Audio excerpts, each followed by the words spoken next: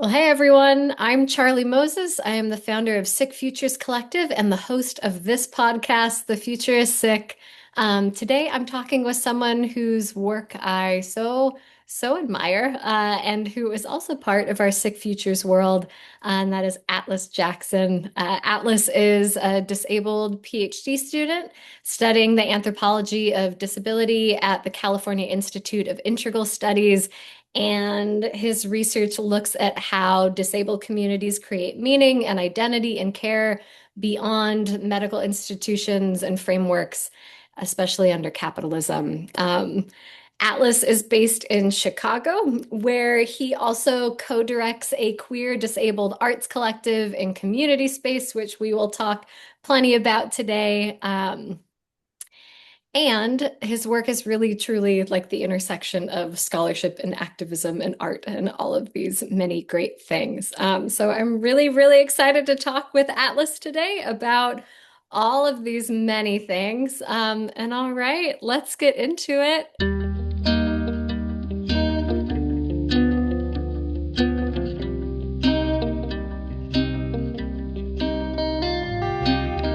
Atlas, hi, welcome on. Hi, thanks for having me. Yeah, thanks so much for being here. I guess my first question is because you're the first guest I've like done the intro about in front of.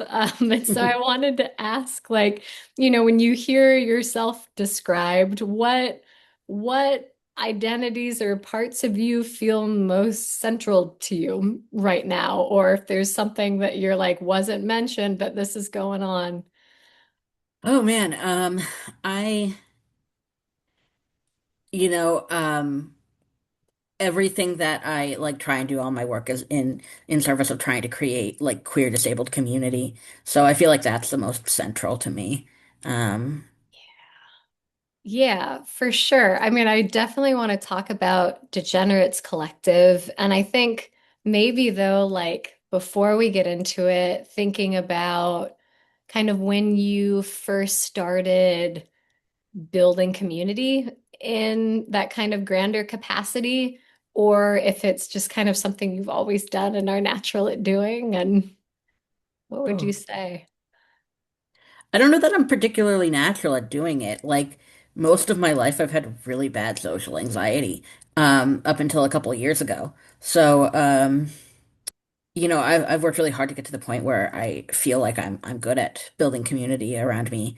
But I think that I really like people, and that's the big thing. Not everybody really likes people. And that like drives my desire to create community, even if I like find people a little scary sometimes. Yeah, I can relate to that so much. I feel like for those of us who go down like academic routes or critical routes or what have you, and especially when we're up against a lot within these systems and structures we're in, I think that that love for people for um, a lot of us, like it has to be there. Like it's just so deeply necessary for our survival and ability to continue connecting because connecting can get more challenging. But it reminds me of when we first met, because Atlas and I go to the same school and we met at an intensive on campus, and I feel like we both just kind of like gravitated toward each other and being like, okay, great, this is good. But I remember I was talking about somebody who I was dating, and I was like, they are just not getting it. And you were like, yeah, I only involve myself romantically with people who are disabled because people who are not oftentimes I aren't can't do getting. it. Yeah, no, totally. Yeah. I mean, was there like a kind of a turning point for you when you were like, what's best for community is other disabled people? I feel like it kind of went the opposite for me. I didn't ID as disabled until all the people around me were. I found that, the people I was involving myself with were really understanding when I had to cancel plans, or I just wanted to do something chill, or I can't stay out all night, all weekend, and like be okay. And naturally, like, that filtered out a lot of people who didn't have the life experience of having those challenges. And then once I was IDing as disabled and would have times when I was feeling better, um, I would go to do these things, with people who weren't, and then I'd flare up and people would just fall out of my life. And I was like, I don't want to watch that happen over and over again. Yeah, no, it's so relatable. And I think that so many people listening can definitely relate to that feeling of being like, oh, like I had to cancel 3 times in a row and now I can't seem to get my friendship back Yeah, or whatever it might be. Yeah, which is really, that's how it was for me with being queer. Like it was like years before I was like, oh, that's real. why have all my friends been gay for my entire life? That's why. Okay, cool. There we go. After, years of growing up Catholic and just repressing all of that forever. And Hmm. but yeah, it is kind of that moment because I know for myself, I didn't identify as being disabled until relatively recently because there's just so much pressure on us not to. It's like you know that once you do, it's like, oh, you're not coming back from it. And also like it just societally where you know the chances of you kind of getting erased and bullied and everything else just like grows exponentially, which is exhausting. And like I grew up with people who did have disabilities, but didn't really ID publicly as disabled, not with that kind of language.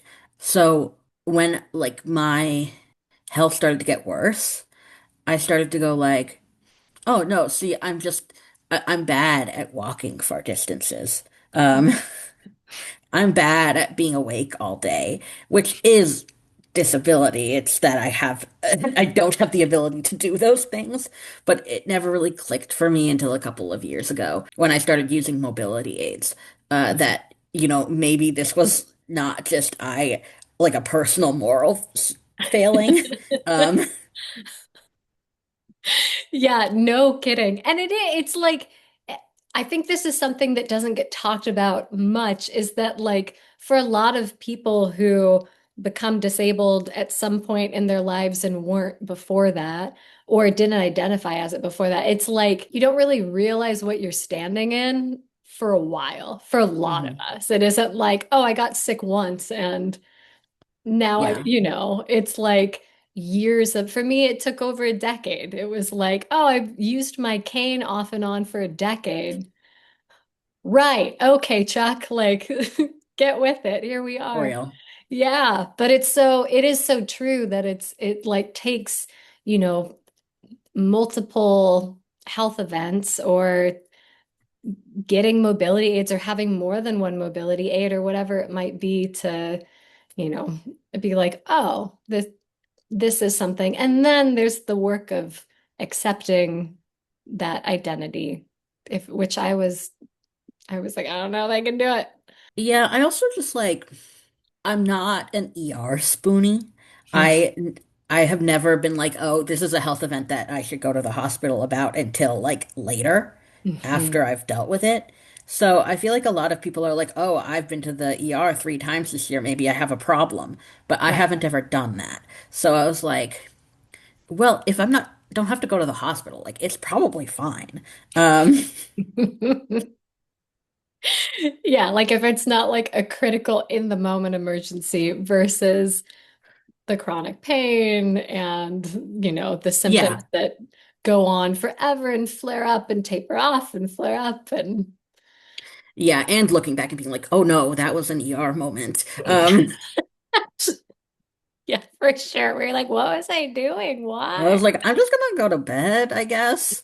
Um, Yeah, like please keep breathing. I feel like the amount of times I go to bed being like, please keep breathing tonight is yeah, I don't even know what the ratio is at this point. It's a lot. But real yeah, for yeah. I sure. mean, and not to like dig too personal, but you've been dealing with like just the most exhausting health insurance Oh, blockages. It's yeah. yeah. Um, my I'm trying to tread the line here because I'm um low-key getting legally involved with my insurance company at this point. But I have been waiting 57 days to get my desperately needing medication approved at this point, and calling every day, and I keep track of every call. It's been a huge nightmare. There's a lot of kinds of like medical trauma, and I haven't spent a lot of time in the hospital in terms of like physical disability, but every single day I talk to this company and they gaslight me. And I think it's like really important to note because I don't hear about this that often that like it is just like being re-dipped into that like traumatizing environment every single day. I'm more frustrated and upset and angry with my insurance company than I am with my own body at this point, which is probably some growth on my part, but also like, yeah. Yeah, it's saying something. It's, Hmm. I mean, that's wild. It's, but not surprising, but just exhausting that, in the US and in so many countries, trying to get the treatment that has been prescribed to us Hmm. becomes nearly impossible. And I think that that's trying to express the many, many different ways that the systems are like, oh, we just rather not have you here is exhausting. I mean, it's just like the list just like goes on forever. Again, like treading the line and, don't say anything you can't. I mean, the process of taking legal action against a health insurance company, I imagine, is so taxing. The big problem for me at this point is like I just don't have the spoons to do it. So Yeah. I just have to wait until they give me the medication that I need to be able to Hmm. have the spoons to deal with them, which sucks. It's bad. This is the second time this has happened to me. The first time it took about, I want to say about 6 weeks for me to get the medication approved. And these are really, really standard treatments. Like, I've had some treatments that have been a little bit off label, and that I understand having difficulty with insurance. But this is an extremely standard treatment. So, Oh my God. Can I ask what their like primary reason for denying it is? That it's just like not medically necessary or whatever? they keep coming back and telling me different things, is what keeps happening. Mm. Um, I tried to get approved for Humira, which is a really standard treatment for a lot of autoimmune disorders, in November. And, they told me that the pre-approval wasn't correct, that we had the wrong fax number, that like too many pens were prescribed to me, that the dosage was wrong. And I was like, you're not a doctor, but and I'm fighting through this, and I went through this like all the end of November and all of December, and then January 2nd, they called me and they said, "Hey, Humira is no longer covered under your formulary." So, um, that made me deeply suspicious. This has also happened last time when I was trying to get Stelara, which is another biologic medication covered, where I'd been fighting for about a month, and then um, I got an email saying, "Hey, our 6-month formulary change just happened, and Stelara is no longer covered under your formulary." I think insurance is evil, but I understand that they don't want to cover these super expensive brand name medications. But if they could even tell me that that's the problem, that would be really helpful. Yeah. No kidding. Yeah. Instead of like weird blanket statement denials that are jumping all over the place. Like, if they were just like, "Hey, you need to get on a biosimilar," I would have been like, "That sucks, but I can deal with that." So that I'm not spending 50 days fighting for a medication that they're never ever going to give me, you know? I mean, yeah, that's the thing is that it's like insurance companies are notoriously not known for being transparent, but at least to have the information, like the true information of the denial, so that you can move forward and get treatment, especially for autoimmune treatment. It's like autoimmune treatment is such broad brushstroke treatment because there Yeah. are no specific treatments for autoimmune diseases at this point anyway. Yeah. because of the people that autoimmune diseases primarily affect and why there isn't research dollars for Yeah. autoimmune diseases. But yeah, it's like that's a those are like very standard medications for autoimmune disease treatment. Oh God. A lot of people, even people who aren't disabled, know that Humira exists because it's that common, you Yeah, know? yeah. Um, Right. And like not to name any names, but does this company rhyme with True Dross, True Peeled? yes. Okay, cool. Yeah. Yeah, ridiculous. I mean, absolutely ridiculous. They know what they're doing, and it's unfortunate that what they're choosing to do is deny people life-saving medication. And a part that I found to be really like disheartening is that up until I turned 26, I was on my parents' True Dross, True yeah, Peeled. on my parents' insurance with the same company. Right. Um, and it was through their Michigan branch, and I Mm. never had any problems with them. And they covered a lot of care that a lot of other companies like would have denied. Mhm. I know that to be true. And then when I transferred off of their insurance after turning 26, and got the same company's insurance in Illinois, which was recommended to me by a like a hired insurance navigator, not even like one of those free ones. Yeah. Um, the care was so incredibly much worse, which is very concerning to me that, they function so differently across states. God, yeah, no kidding. To have, yeah, same company but regionally, and it just might be that one branch is not on top of it.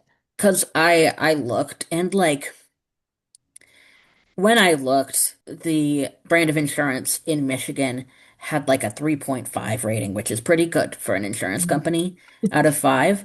And when I looked at the Illinois branch, it was 1.6. Oh, Um, so people have this experience constantly. I'm not really sure what the deal is there. yeah, no kidding. And I mean, for anybody listening, if you work in health insurance and want to chime in, feedback, welcome, because this is fascinating. I mean, the way Yeah. that yeah. I just remember moving from Houston, Texas, back home to Portland, Oregon. And, Houston, Texas, you have the Texas Medical Center, and it's like any specialist under the sun. There's 300 of them. Hmm. And it was just the best care I've ever the quickest, the best, the most responsive, the most knowledgeable care I'd ever received. And then coming back home and being like, we have a shortage of all doctors. Being like, oh, okay, cool. Great. And was told that in order to get my lupus medication, my autoimmune medication, because I couldn't find a doctor. I couldn't even get a PCP. They were like, "Oh, you're just gonna have to go to the ER to get your prescriptions refilled." Oh, wow. I was like, "What?" And they were like, "Yeah, if there aren't any doctors available, these are the options." And I was like, "I have insurance. Like, what is this?" But That's ridiculous. I have not heard of that before. yeah, it was wild. It was wild. But yeah, it's like navigating the regional impact of these systems, and especially looking at like rural versus city and the shortage of doctors or, you know, fewer health insurance plans and all that. But I want to talk to you about mobility aids too, because relatively recently you became a wheelchair user, and we've talked a little bit about it, but flying with a wheelchair, I want to get into it. Oh gosh. I have actually I have done like wheelchair assistance through the airport Okay. where they, use their wheelchairs because I am terrified to fly with my wheelchair because the statistics of how many wheelchairs get destroyed um in airports is just completely unfathomable. Right. Yeah. What do you remember what the numbers are? I mean, it's like thousands and thousands. It's thousands every year. Yeah. It's crazy. Um, and you know, I'm kind of silver linings here. Um, my insurance won't cover me having a wheelchair, and I can't afford a nice man like personal wheelchair. So the one I have is only like $100, and I bought it from the internet. Yeah. So at least I'm only out $100 if they destroy my chair. Um, it would it would suck. I mean, to be clear, my plan is to fly in February with my chair Mhm. out to California. And it would suck if they destroy my chair, and it would suck if I was out there without it. But at least I'm not out $2,000 if they do. Right. Yeah. I mean, because for a lot of people, it's like having motorized devices they're so expensive. Like Yeah. any motorized mobility aid, and then you're like risking, I mean, and then just the treatment you get being on the plane of like not being able to get up out of your seat and not having assistance with that if you need to use the bathroom or anything. I'm lucky enough to be like personally fairly ambulatory, but Yeah. like, yeah, it's just I don't know how you get, the courage and the wherewithal to fly on an airplane if you aren't ambulatory at all or you Right. need an electric wheelchair that's big and heavy. Mhm. Um, I would like to have an electric wheelchair. Unfortunately, the cheapest ones that exist are like $2,000. So, um, I just sort of I go back and forth between my legs and my arms because to try and give myself the most longevity possible. But Yeah, no, it's wise. I mean, and yeah, the cost is astronomical and insurance companies always only cover so much. yeah, And then yeah, we'll deny it if you are ambulatory, which, means yeah, like you do have the ability to move on your feet a little bit, but it's not like you can walk multiple city blocks across San Francisco. no, Ugh. certainly not. Yeah, and they just trying to get them to cover for something like an autoimmune disease that causes mobility impairment is like almost impossible to even start out with. No, absolutely. I mean, even I was talking with my PCP because I've been homebound for a month and a half now, Hmm. and I was prescribed a walker through occupational therapy in the hospital, which is fine, but I don't have the endurance to stand up for more than 2 minutes at this, but that's like our goal. That's real. Right, it's like my like physical therapist and occupational therapist are like aim for 2 minutes on your feet, and I'm like okay, but like with the walker, like with some arm support Yeah, and everything else, and there's so much pushback, and I think so much of it has to do with that like overcome rhetoric of like, but you can overcome it, but if you just try harder or build up muscle mass or whatever, and it's like that's not what this is. Like chronic illness fatigue has nothing to do with yeah. I also think this like has to do a lot with insurance companies like are very short-sighted when it comes to a lot of this stuff. Like I think a lot about like if I have a medical emergency because you won't give me my medication or I fall on my head because I don't have a wheelchair, you're going to end up paying out a whole lot more to the ER than you would to just like maintain my health. right. Um, I'm like if I fall down on the concrete and I have to get surgery, like that's going to suck a whole lot more for you guys. Like it's not even in your best interest. Mm-hmm. Oh, absolutely. And that's like, I feel like that's like insurance 101 is like fall prevention. Hmm. Like, wouldn't you want to follow through on fall prevention? Because that's like a big thing that gets talked about in any healthcare setting is making sure Yeah. that people aren't falling.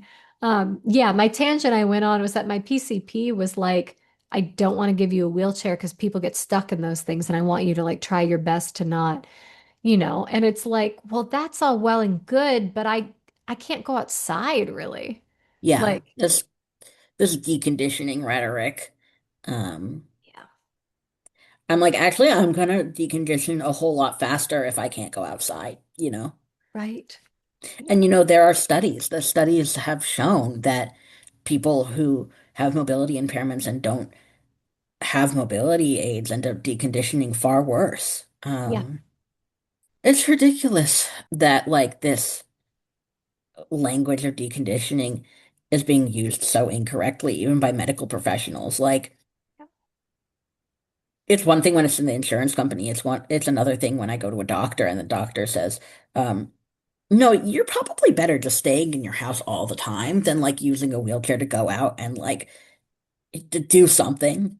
Yeah. Do anything, like Mm, interact with people in the world. And it's, it is really strange. It is strange to have that feedback from healthcare professionals, from doctors who went through massive amounts of education and training and everything else. And to be in a place where you're like, this will be very helpful, but insurance will deny it because the doctor won't sign off on it. And then you're like, okay, then what do I have access to? Which is a $100 wheelchair on the internet, which is still very helpful, but it doesn't do all of the things that would no. be the most supportive for most people. Yeah. And I mean, there are things that are dangerous about it. My wheelchair that I use right now, it doesn't have treads on the tires. So I it falls down curb cuts. Um, it's just, you know, access is so lacking.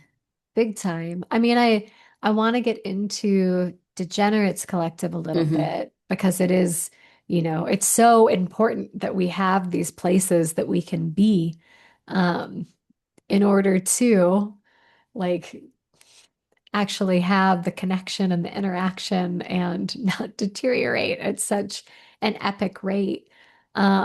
But the kind of the background of it, when it got started, goals for the future, just anything you want to jump off to share about it.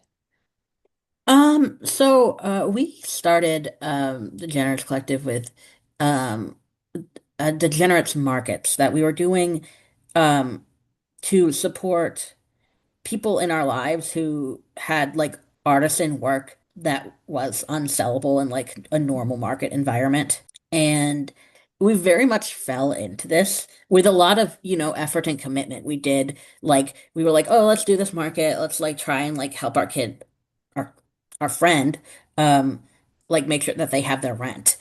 And it worked really well, so we did it again. And then one time we were like, what if we did a magazine?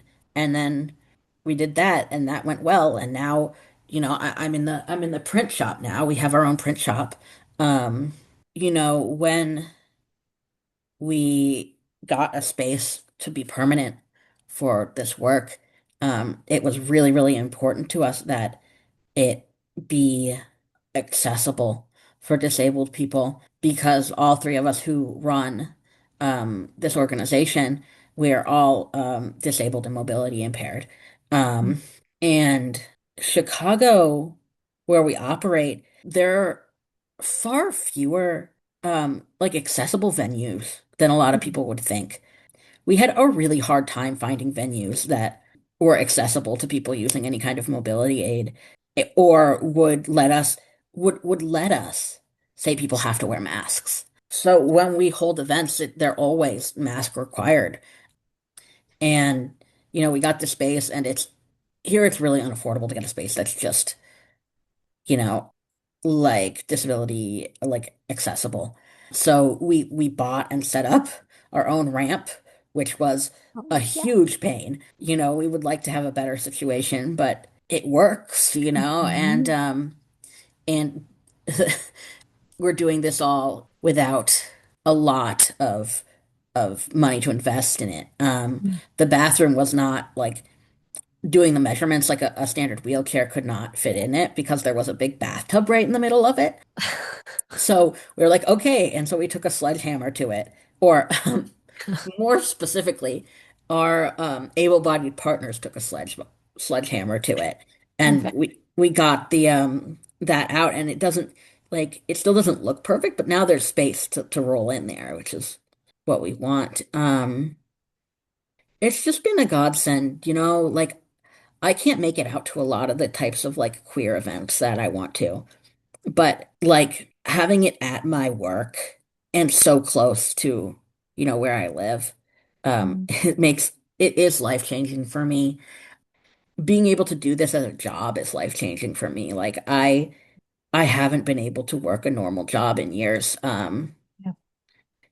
I'm lucky enough to have different ways of supporting myself, but it does give me something to do that like makes me feel accomplished and also like is able to support myself and work with a community that I really, really care about. And I've, pivoted more into focusing on the like disability like access part of the work here and representation in our media.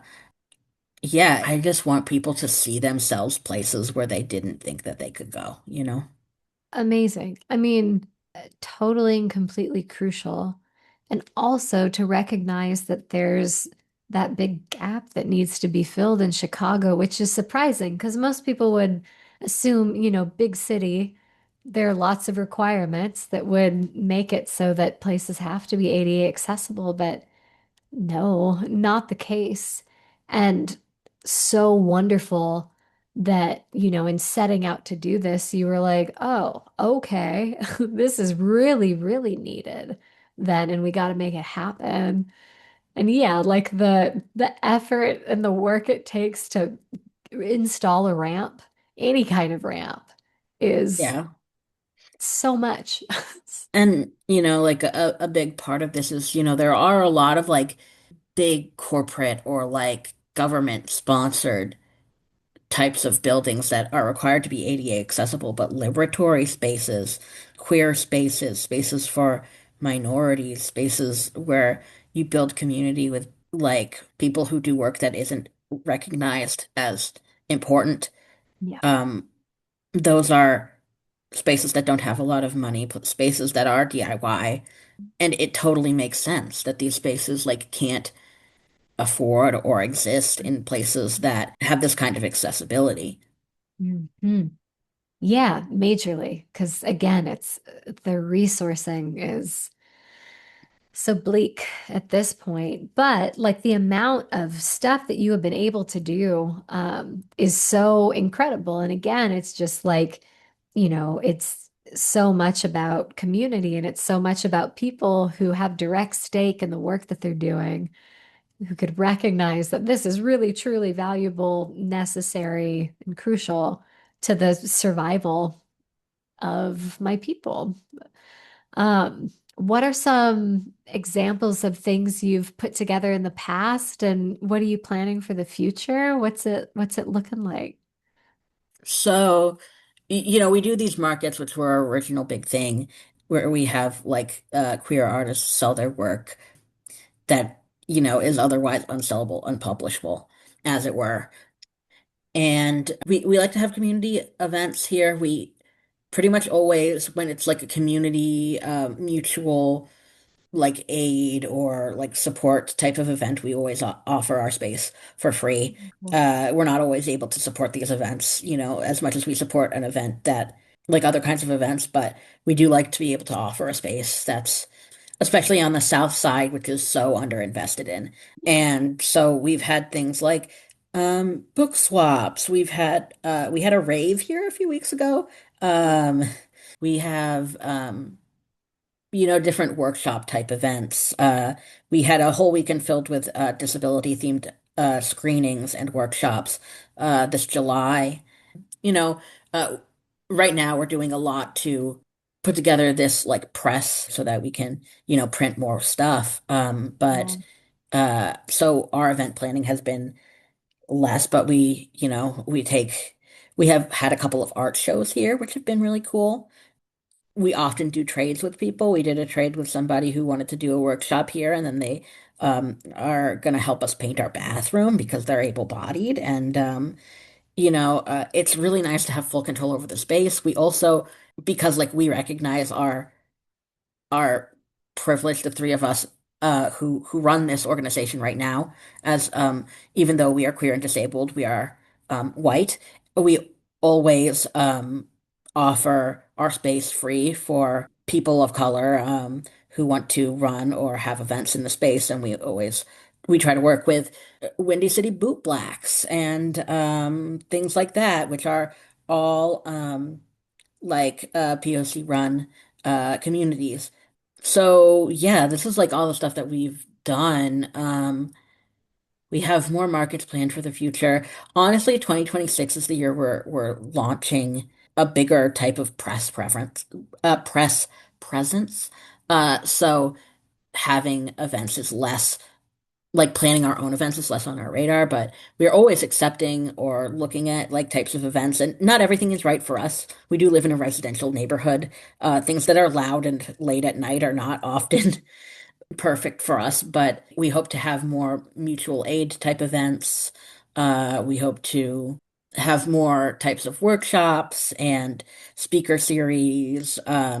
We'd really love to have a type of workshop that helps people apply for government aid because that can be really hard, not only to understand, but also like executive functioning wise. Like these are the things that we're looking at doing this next year. So there's always stuff going on. Yeah, this is amazing. Yeah, it's like kind of covering every bucket or department of like potential need that we can kind of anticipate, which is fantastic and totally makes sense to not have super loud into the night events going on, which Yeah. because it's And like no one wants to get shut down. yeah, but like someone needs to be able to host these events and not make them $2,000 for the space, you know? That's what we most often get reached out to about people who are like, I wanted to use this space that's super accessible, but they wanted $1,500 for 3 hours of time. And we're trying to raise money for this person's surgery or whatever. And like, we're like, yeah, no, don't give up all of that. Like, things are hard. Money is hard. Things aren't affordable. So, Mhm. Yeah, absolutely. It really is. It's so much about kind of creating and developing our own economies that we can operate and exist within. Because, right, like for what Degenerates Collective is trying to do, it would be completely counterintuitive to participate in like this specific capitalist structure of for 500 an sure. hour for a rental for an event space and yada yada yada. And it's like, yeah, Yeah. not a corporate business. Yeah. No. I think like, well, I think the other questions I want to ask, and part of it is just kind of, about you and your background or like growing up or you as a kid and kind of what's influenced your trajectory and where you are or like, influence your decisions to do your master's and to do your PhD and all that good stuff. So, in terms of my education, I decided at 11 years old that I wanted to work in studying genocide, which is young to do that and makes people very uncomfortable. Fun fact. So, went to college and got my history degree, and then I was like, okay, well, next step is get my master's degree in this more specific thing, which was it was nice to feel like I had a direction for a really long time. So then I got my degree in that, and then a couple of things happened, one of which is the economy and the ability of like teaching and working for a university as a profession became much, much worse over the course of like right around before and after 2020, those years, like things got so much worse and there were only adjunct positions available, and even those were really, really competitive, especially Right. for somebody just getting out of their master's degree. Yeah. Also, I became too disabled to do jobs that meant I have to go to work every day. For a year. It was my first year that I ever wasn't in school, so I did K through 12, then college, then masters, all in a row. And every time I went to a new thing, I said, "Oh, I should have taken a year off between," and then proceeded to not do that. So for a year, I tried, working and stuff, and that was really made me realize that I just I couldn't work a full-time job where I was on my feet. Mhm. I had, been at these schools where I was able to do a lot of stuff online, so I hadn't really noticed as much. I was like, oh, I just don't go out that much. It's fine. And then I was like, oh, I actually like I can't. Yeah. I'm disabled. I need to figure out another option. So I thought for a while, and I met with my I don't know what she is to me. My husband's aunt. So whatever that is. And we talked a bit and she was like, I really think you should consider doing a PhD. And I said, "Do you think so?" Because I've been thinking about it. And then I was like, am I just, is that like I feel like I should be in the workforce by now? And she was sort of like, why? And I was like, that's a really good question. That's a Um, great question. Yeah. uh So I decided to come and do this, and I was so sure, I showed up to the first intensive in the program, and I was like, I know exactly what I want to do. I want to write about this. And the like department head in the program was like, just so you know, many people come in here and they say they know exactly what they're going to do, and that never happens. And I was like, that's ridiculous. I have been on the same path since I was 11 years old. I'm never going to change what I'm going to do. Then I got 6 months in and I was like, oh no, I think I want to change what I want to talk about. So yeah, that's that. In terms of like community building, I grew up with a really small family. Like I have my parents and my brother, which is not particularly small for like a nuclear family, but both of my parents only have one sibling. I had my grandparents and, some second cousins and stuff like that, but it was small and it was scattered. And so building a community that like could support me, especially as I needed people to help me as I like became queer as a young adult, became super important. And I I have to thank for that a lot. Like the Jewish community I grew up with, I grew up in a secular humanist Jewish community, so that focused on like values of humanism and, carrying on tradition without becoming too like staunch in how we conduct ourselves and allowing room to change and grow. And that just informed so much of how I think about what family is. I've never really thought of family as just the people who are blood related to me because these people were my family growing up. And yeah, I just have always felt so strongly that like we can build these bonds with each other. It doesn't have to be something inherent. So that's a lot of like where my values and my like drive for community building comes from originally. Yeah, it's so wonderful to, from an early age to have the understanding that family isn't just like blood relation or you like married into the family, that family is like whomever you choose to let in as family and to be supports for yourself and for each other, one another. Um, because yeah, again, it's like another of the many things we need for survival, especially when you come from a smaller family and you're like, we gotta get more people in here if we're gonna Yeah. stay afloat and we're gonna be able to get through this, especially like adolescence and teen years, like let's bring it in. And so relatable about, starting grad school or starting a PhD program and being like, well, I've been doing this forever, so we're obviously gonna keep doing that. And I remember the head of our department too being like, when I started my PhD, I started being like, I do not want to talk about this thing that affected me so heavily.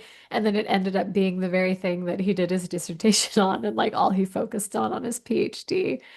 But yeah, I mean, big question is why genocide at 11? Um, this is some deep lore. So I went to a elementary and middle school that was like very non-traditional. It was project based and they had very creative ways of meeting the like criteria the state set out for them. Shout out to Honey Creek Community School. Oh, Um, amazing. so we had this. I when I was in sixth grade and I went to I went to Sunday school, which is very different than what a lot of people think of Sunday school as. It was a cultural and historical understanding of like my Jewish heritage. And sixth grade was I'd go to Sundays and learn about I learned about the Holocaust basically, so it was something that was in my head. And then in Mm. school, we covered the Khmer Rouge, which is Oh, not something you usually cover in middle school. And I just became very entranced with it. And I'm not really sure what it was about it. And it just kind of stuck with me. I think a lot of it is like, some level of the way that communities fight fascism, how people come together to resist and continue to build and sustain their own culture, even when they're not, they're told they're not wanted. So I've looked at these things from a lot of different angles at this point, and I think it's the combination of that and that, like, I've got a strong stomach for this stuff. Not hmm. everybody does. Hmm. Um, that's not to toot my own horn. That's just to say I've always kind of been like, well, somebody needs to be doing this, and it doesn't like it bothers me, but it doesn't like make me want to crawl out of my skin the way a lot of people do. So that's sort of why. Oh, I think that it's such a good point because it's true that not everybody has the kind of like tough hide that is required to delve into genocide deeply for 2 years straight. Um, yeah, I feel like it's not necessarily something acquired, but can be a lot to do with just like your disposition as a person, which then like talking about that, it's like, oh, okay, yeah, then I can see very much how shifting your PhD focus into critical medical anthropology would make sense because Yeah. it's like I feel like disability is like the slow burn genocide of any Yeah. And civilization, really. I mean, I've done a fair amount in my like academic life before going and getting into my PhD of writing about like disability as a class being targeted by genocidal like nations and things like that. Especially like deaf people during the Holocaust, very interesting thing to think about. But my master's degree, my thesis was about burial rights because I've always been very interested in that kind of thing. And that was my intention coming into the PhD program was also to write about that. But I've shifted more towards like disability and critical medical anthropology. So Yeah, incredible. Gosh, yeah, thinking about burial rights just generally, and then in countries that are, you know, essentially doing genocide, it's got to be fascinating. Um, yeah, yeah, it was really interesting. It was dark. There yeah, were things that got to me. yeah. Things still do get to me, but Gosh, yeah. No, I can relate in that I did for my master's, I did a comparative politics, political science degree and was focusing on war for a mm, majority of it. But then, focused on like the LGBTQ kind of subset of war in countries and what people are going through. Yeah, it's like really you look at any community within a country or a region or a city or county.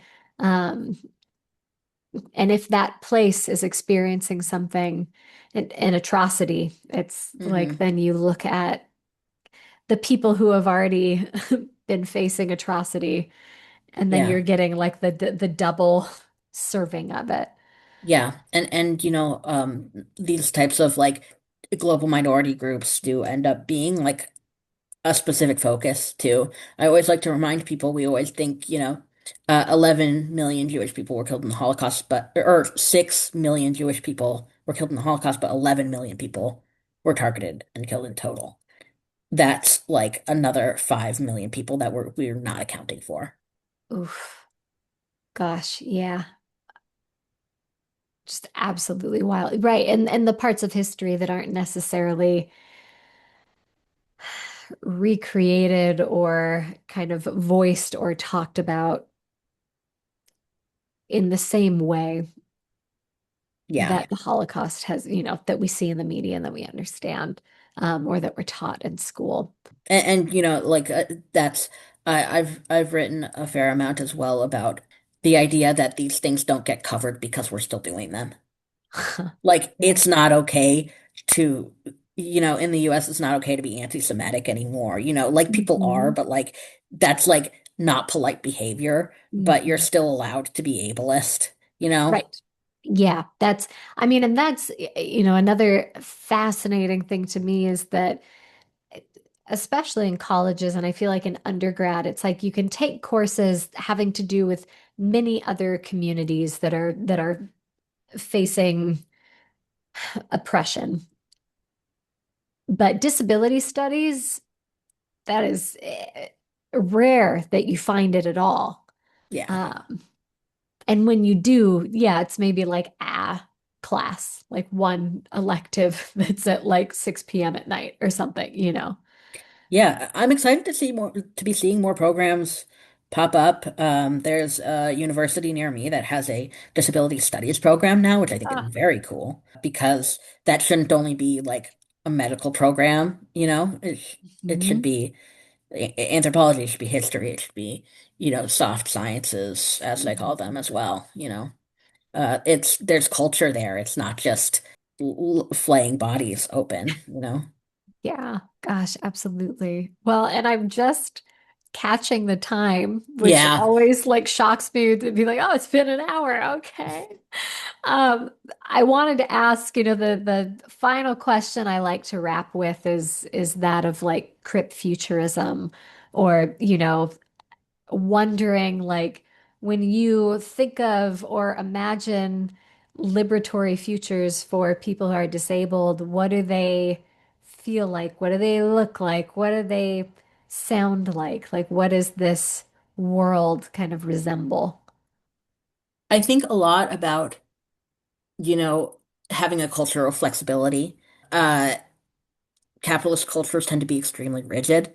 And obviously, like, I think a lot about a future without capitalism, but, on a most basic level, like having like flexibility and not focusing so much on like how much disabled people cost our community, how like time off, insurance, like whatever, like a future where, it's we normalize.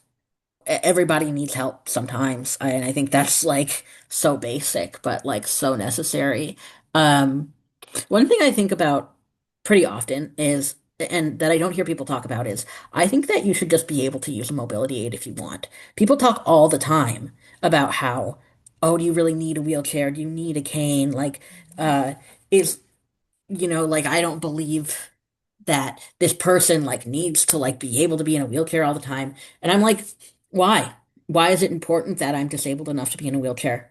Yeah. Why shouldn't I just like, if I want to use a wheelchair, I should be able to. It should be accessible. Like thinking about it like you have to have a qualification is not helpful. Like use a cane as a fashion statement. You don't need it to walk. Yeah. Um, I'm thinking of this in like metaphors of cars. It's like not everybody who drives a truck needs a truck exactly. necessarily. Um, Maybe they just like it and that's enough. Yeah, like maybe this person, they ran a marathon last week and their legs hurt and they just want to go to the grocery store. Like, if things were accessible the way they should be accessible, if we didn't think of accessibility as like an extra thing, as like a thing that put everybody out, like Mhm.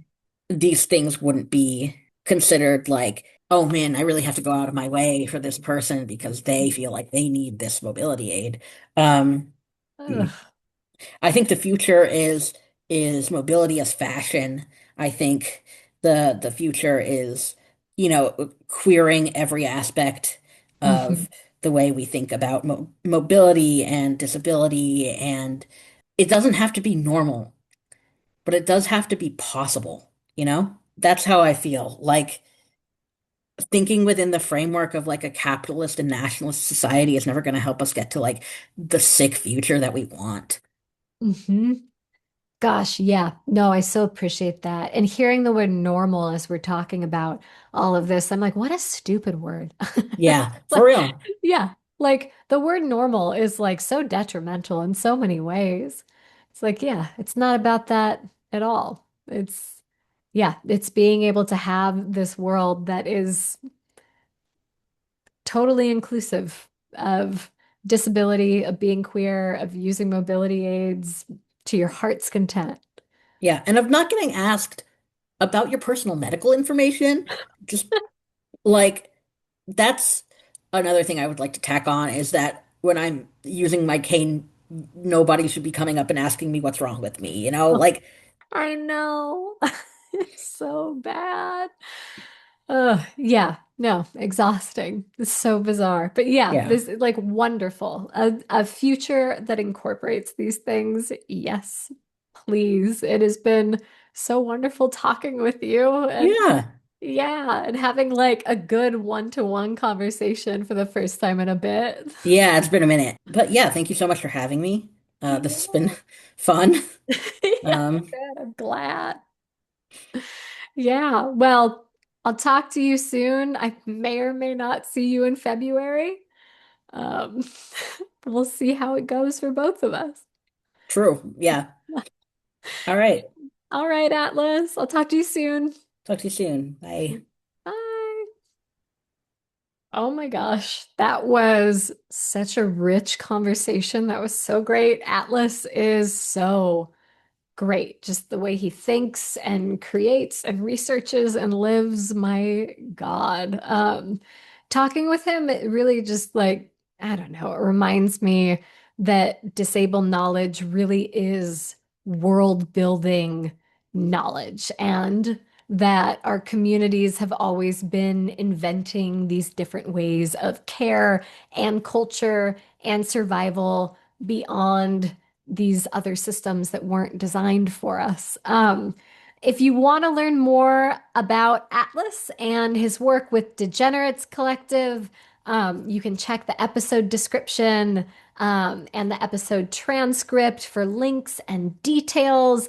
Thank you so much for listening to The Future is Sick. This podcast is an experiment in sick time, in storytelling, and imagining together. If you enjoyed this episode, it really helps to share it, to follow the show, and to invite folks into the conversation. You can find transcripts and more episodes at sickfuturescollective.org/podcast. So until next time, take care, rest when you need to, and remember the future is sick. Bye.